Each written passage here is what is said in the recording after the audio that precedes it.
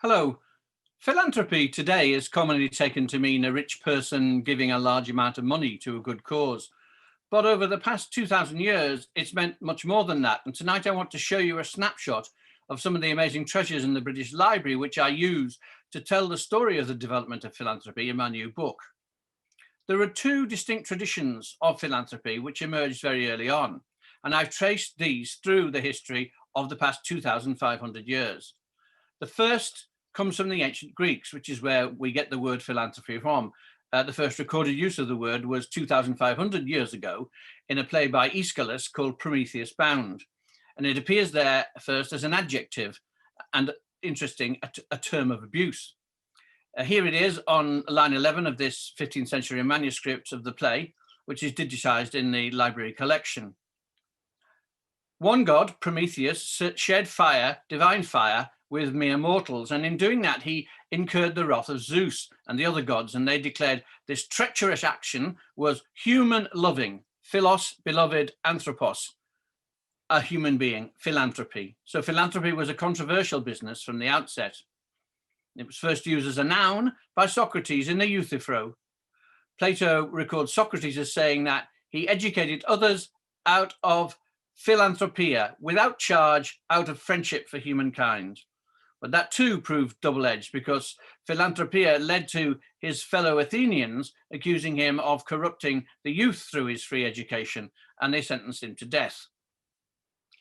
Meanwhile, east of Athens, a rather different tradition was developing in philanthropy amongst the ancient Hebrews. The very first text in their scriptures, the book of Genesis, tells the story of Adam and Eve and declares that every man and every woman is made in the image of God. Chapter 1, verse 27, as we now number it, seen here in the Hebrew text from the lavishly decorated Lisbon Bible in the collection. This idea that people were made in the image of God was a revolutionary doctrine in the Middle East, because only kings, emperors, and pharaohs were thought to be gods there. This next slide shows an illustration from a medieval Vulgate Bible, which depicts the act of creation. Adam and Eve, you'll see, look the same size as God. And the only difference between them and God is he has rather a better class of clothing. But something else was new. Judaism spoke of Yahweh as the God of the poor, a term never applied to any Greek or Roman god. The stranger, the widow, and the orphan were repeatedly singled out as being deserving of charity. God had a special love for the poor, and therefore so should all believers. So giving was no longer about social relationships as it was with the Greeks and the Romans. For Jews, it was a human echo of God's generosity towards humankind. Interestingly, in Hebrew, the word charity is the same as the word justice, tzedakah. And this injected into philanthropy the idea that both those who gave and those who received were bound together in a relationship with one another, with God, with the entire community. And later, the greatest of the Jewish medieval sages, Maimonides, codified this giving into a ladder with 8 stages of ascending merit. The highest is helping others towards self-sufficiency, and it's spelled out here in these laws on giving for the poor. So to sum up this first phase, in the Greco-Roman world, philanthropia was about honor, prestige, status, reputation, and maintaining the social order. It was top-down, and it was a voluntary activity among the elite. By contrast, for the Jews, tzedakah was about community. It was two-way. It was a religious obligation which fell on everybody. And these two different approaches have carried on like a thread through the history of philanthropy for the next 2,000 years. There have been attempts to bring the two traditions together. One of the first was in a book which, in the early years of Christianity, was accorded a status alongside the Gospels. The Shepherd of Hermas was written around 150 AD. The earliest surviving copy of this important work can be found in one of the British Library's most precious items, the Codex Sinaiticus, one of the most important books in the world.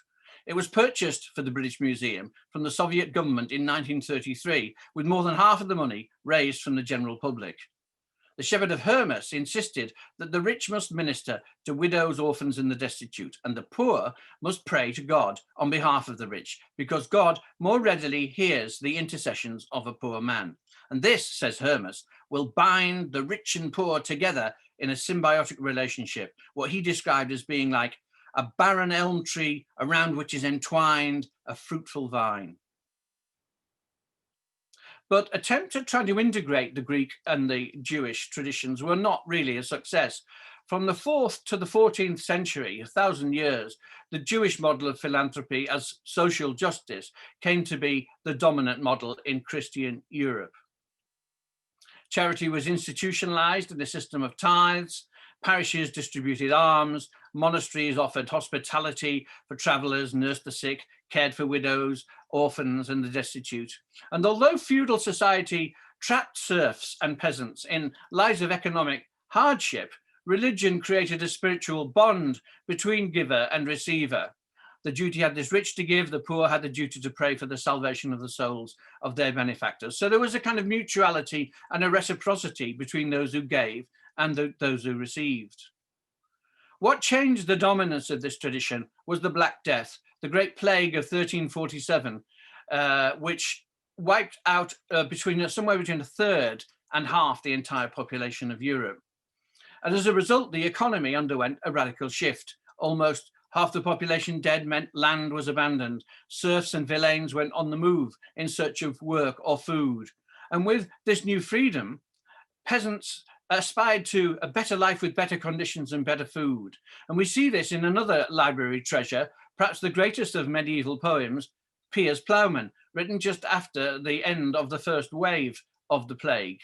And in it, the author, William Langland, writes, "Labourers who have no land, but live by their own hands, deign not to dine these days on leftover cabbage. No penny ale may please them, nor piece of bacon, but only fresh flesh or fish fried or baked."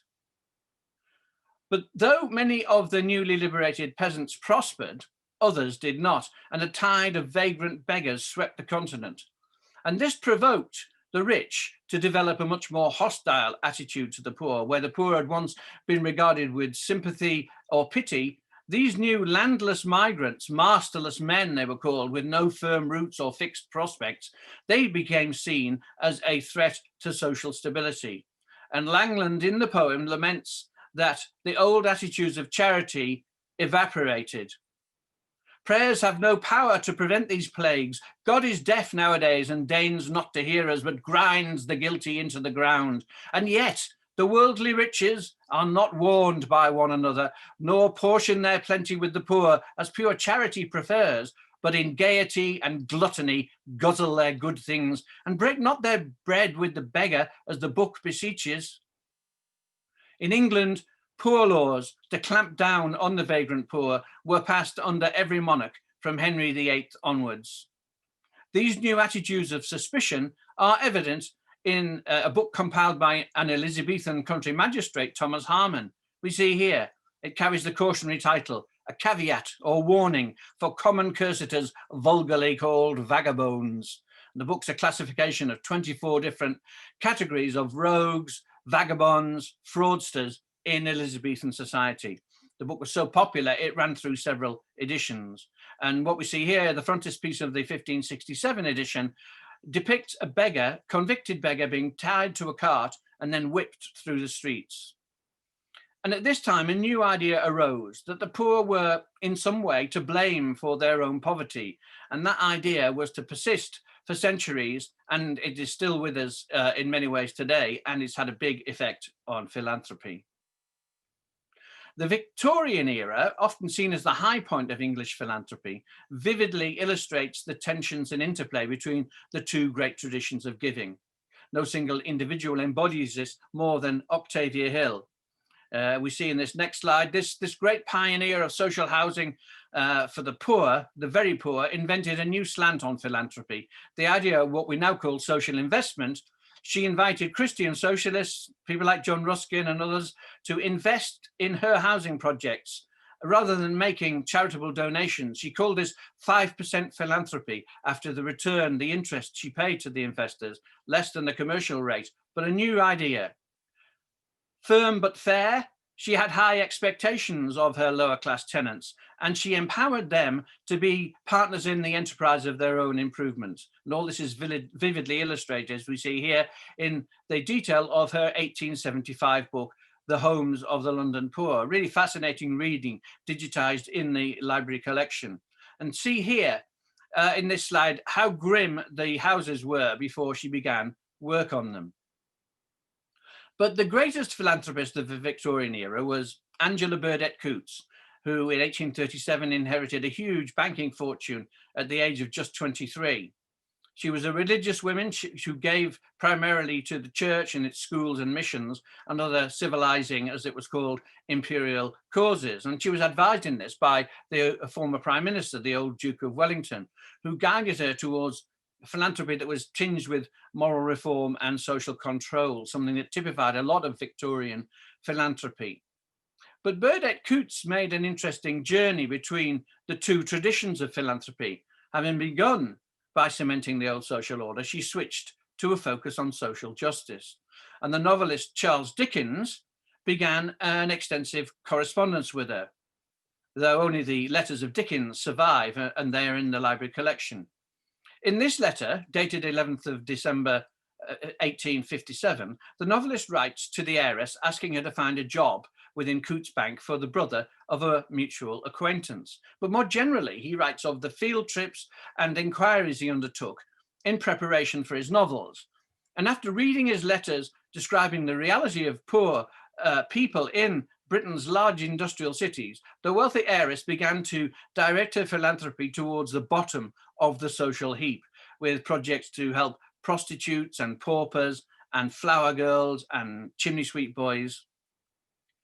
But in the battle, as it were, between the two traditions of philanthropy, it was top-down philanthropy that was to triumph. And its great consolidation came when the steel magnate Andrew Carnegie became the richest man in the world in 1901 and turned to full-time philanthropy. Carnegie was a follower of the philosopher Herbert Spencer, who applied Darwin's theory of evolution to human society. Carnegie embraced Spencer's social Darwinism to insist that the rich were innately superior to everybody else and therefore uniquely able to decide how their money should be spent in an era before income tax.